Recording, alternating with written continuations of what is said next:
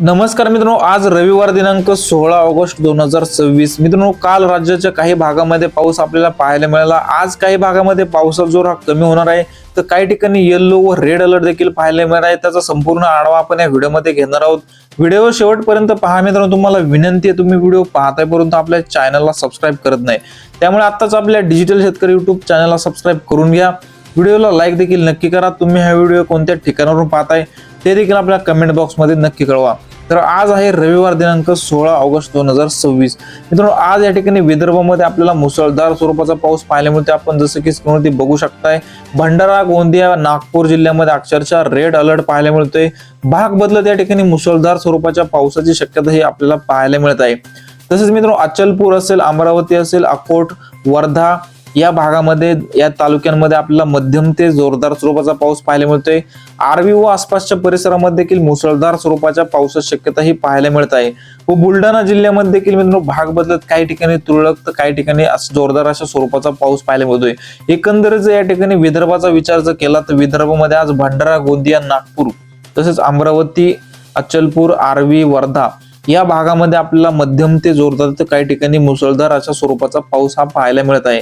यवतमाळ, वाशिम जिल्ह्यामध्ये हलक्या ते मध्यम स्वरूपाचा पाऊस होऊ शकतो मित्रांनो.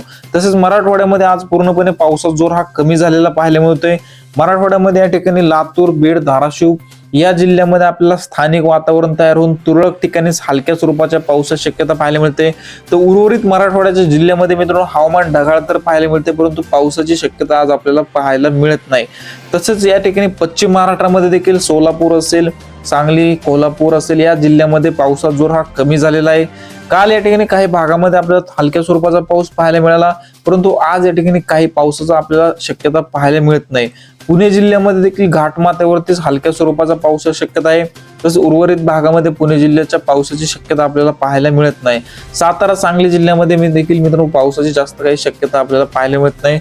अहिल्यानगर जिल्ह्यामध्ये देखील मित्रांनो हवामान कोरडं पाहायला मिळते. या ठिकाणी रत्नागिरी, रायगड, सिंधुदुर्ग या कोकणपट्टीच्या जिल्ह्यामध्ये देखील हलक्या मध्यम स्वरूपाचा पाऊस पाहायला मिळतोय. मुंबई व आसपासच्या परिसरामध्ये देखील आपल्याला पावसाचा जोर हा कमी झालेला पाहायला मिळत आहे. तसेच नाशिक जिल्ह्यामध्ये देखील पावसाची शक्यता पाहायला मिळत नाही. तर जळगाव, धुळे, नंदुरबार जिल्ह्यामध्ये देखील आपल्याला हवामान हे कोरडं पाहायला मिळते. काही ठिकाणी हवामान ढगाळ असू शकतं, परंतु पावसाची शक्यता ही पाहायला मिळत नाही. एकंदरीत जर आज 16 ऑगस्ट संपूर्ण महाराष्ट्राचा विचार जर केला तर आज या ठिकाणी विदर्भामध्येच आपल्याला भंडारा, गोंदिया, नागपूर, चंद्रपूर तसेच अकोला, अमरावती, वर्धा याच जिल्ह्यामध्ये आपल्याला मध्यम स्वरूपाचा पाऊस पाहायला मिळतोय.